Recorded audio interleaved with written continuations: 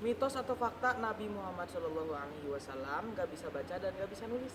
Mitos, karena nggak mungkin masa Nabi nggak bisa baca. Oh gitu ya? Walaupun di zaman dulu kan tetap aja itu Nabi teh pinter. Oh gitu ya? Mitos atau fakta Nabi Muhammad SAW tidak bisa baca dan tidak bisa nulis?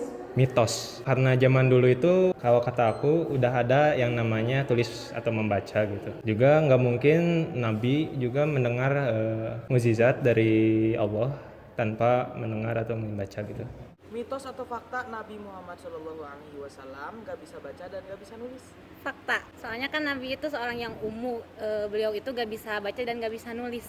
Mitos atau fakta Nabi Muhammad SAW tidak bisa baca dan tidak bisa nulis? Fakta, wahyu pertama yang turun pun itu adalah Iqra di mana malaikat Jibril menyuruh Rasul atau Nabi Muhammad SAW untuk membaca. Bahkan Nabi pun menjawab pertanyaan Jibril dengan jawaban ma'ana biqori yang artinya saya tidak bisa membaca. Jadi gimana Pak?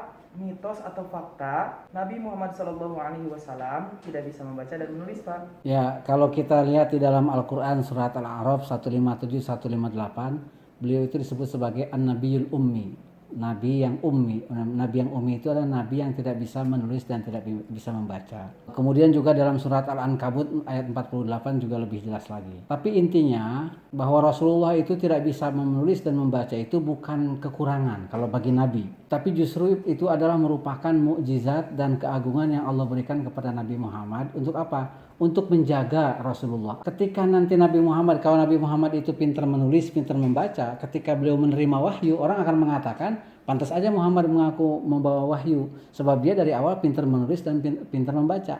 Maka Allah jaga itu, Allah jadikan nabinya tidak bisa menulis dan tidak membaca. Tidak bisa membaca dan tidak bisa menulis dalam diri nabi itu adalah kemukjizatan, sekaligus bukti kebenaran bahwa Al-Quran itu diturunkan dari Allah melalui malaikat Jibril, bukan karangan Nabi Muhammad.